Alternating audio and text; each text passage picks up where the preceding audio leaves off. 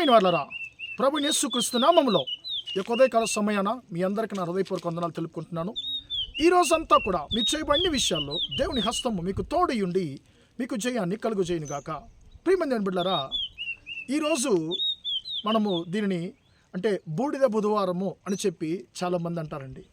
ఎందుకంటే ప్రభుని యేసుక్రీస్తు ఆయన కల్వరి శిలువలో మరణించడానికి ముందు 40 రోజులు ఇవి శ్రమ దినాలు అని చెప్పి చాలామంది దీన్ని అనుసరిస్తూ పాటిస్తూ ఉంటారు. ఈ రోజుల్లో చాలామంది అంటే మాంసం తినరు, చాలామంది సవరం చేసుకోరు, చాలామంది అంటే దుఃఖంగా ఉంటారు, యేసు యొక్క శ్రమలను అనుకుంటారు. ప్రియమైన బిడ్డలారా, ఇవంతా కూడా పరిశుద్ధ గ్రంథంలో లేకపోయినా కూడా ప్రభుని యేసుక్రీస్తు యొక్క శ్రమలను ఈ రోజుల్లో మనము జ్ఞాపకం చేసుకుని మనకు హృదయాన్ని మనకు జీవితాన్ని సరి చేసుకోవడానికి ఈ యొక్క రోజుల్లో మనము ఉపయోగపరచుకోవడంలో ఏ పొరపాటు లేదు అని చెప్పి నేను అనుకుంటున్నాను. ప్రియమైన బిడ్డలారా, ఈ రోజు నుండి దేవుని చిత్తమైతే ప్రభు చిత్తమైతే రాబోయేటువంటి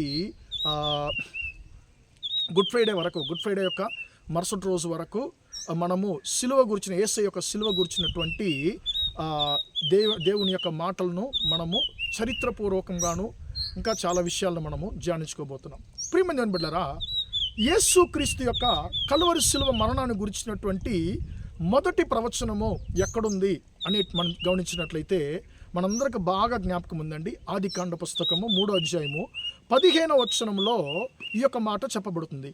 ప్రియమైన బిడ్డలారా, ఈ మాట చాలా ప్రత్యేకమైన మాట అండి. ఎందుకంటే మొట్టమొదటిగా ఈ మాటలో ఉన్నటువంటి ప్రత్యేకత ఏంటంటే ఈ వాక్యము ఆదికాండం 3వ అధ్యాయం 15వ వచనంలో యేసుక్రీస్తు యొక్క పుట్టుక గురించియు యేసుక్రీస్తు యొక్క సిలువ కల్వరి సిలువ మరణాన్ని గురించియు 2 విషయాలను ఈ యొక్క వాక్యము మనతో మాట్లాడుతుంది.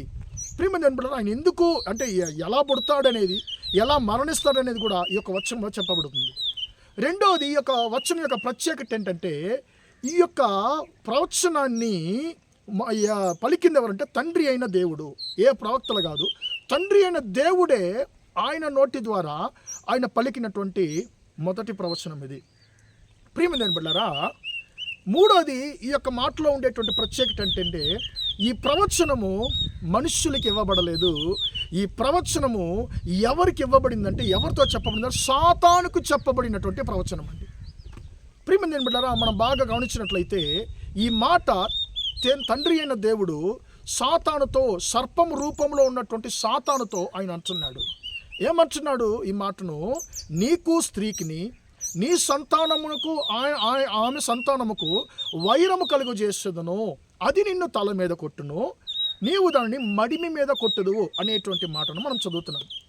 ప్రియమైన బిడ్డలారా, యేసుక్రీస్తు ఎందుకు ఈ యొక్క లోకానికి ఆయన వచ్చి కల్వరి శిలువలో మరణించాలంటే ప్రియమైన బిడ్డలారా, సాతాను యొక్క తలను ప్రియమైన బిడ్డలారా ఆయన తలను ఆయన నాశనం చేయడానికి, ఆ తలను త్రొక్కివేయడానికి ప్రియమైన బిడ్డలారా యేసుక్రీస్తు కల్వరి శిలువలో ఆయన మరణించాడు.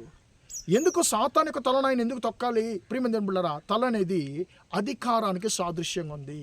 సాతాను దేవుని యొక్క పోలికలో, దేవుని యొక్క రూపంలో సృష్టించబడినటువంటి మన యొక్క ఆది పితరులైన ఆదాము అవ్వలు సాతాను ద్వారా మోసగించబడి సాతానికి బానిసలైపోయారు.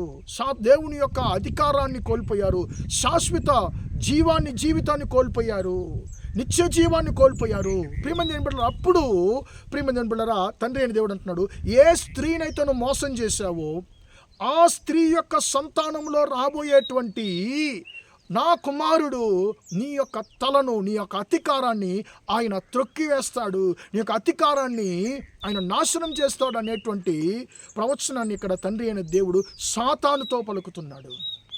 ప్రియమైన బిడ్డలారా, యేసుక్రీస్తు కల్వరి శిలువలో వచ్చి నీ జీవితంలో నా జీవితంలో ఏలుబడి చేస్తున్నటువంటి ప్రతి ఒక్క సాతాను క్రియలను, అతని యొక్క తలనటువంటి అధికారాన్ని ఆయన నలిపివేశాడు, అనగదొక్కేసేశాడు. ప్రియమైన బిడ్డలారా, ఆయన ఆ యొక్క అధికారాన్ని తన చేతికి తీసుకున్నాడు. సాతాను మన జీవితంలో మనం ఏలుబడి చేయకుండా ఆ యొక్క అధికారాన్ని ఆయన తన చేతికి తీసుకున్నాడు. ప్రియమైన బిడ్డలారా, ఆయన మనల్ని ఏలుబడి చేయడానికి, ఆయన మనం కోల్పోయినటువంటి నిత్య జీవాన్ని మనకి ఇవ్వడానికి ఆయన కలువరి సిలువలో ఈ యొక్క లోకానికి వచ్చి ఆయన మరణించాడు. ప్రియమైన దేవుని బిడ్డలారా, ఆయన మనల్ని ఏలుబడి చేయడానికి ఆయన సిద్ధంగా ఉన్నాడు. ప్రియమైన దేవుని బిడ్డలారా, యేసుక్రీస్తు యొక్క శ్రమలను లోకము జ్ఞాపకం చేసుకుంటున్నటువంటి ఈ దినాల్లో మన జీవితాన్ని యేసు యొక్క ఏలుబడికి మనం అప్పగిద్దాం. అయ్యా, నా యొక్క శరీరము కాదు, సాతాను కాదు, మనుషులు కాదు, నీవే నన్ను ఏలుబడి చేయమని ఆయన చేతికి మనం అప్పగిద్దామండి. ప్రార్థన చేద్దాం. ప్రేమగల మా తండ్రి, దయగల దేవ, ఇంతవరకు ఈ మాటలు విన్న తండ్రి, నీ బిడ్డలు మీరు దీవించండి, ఆశీర్వదించండి అయ్యా.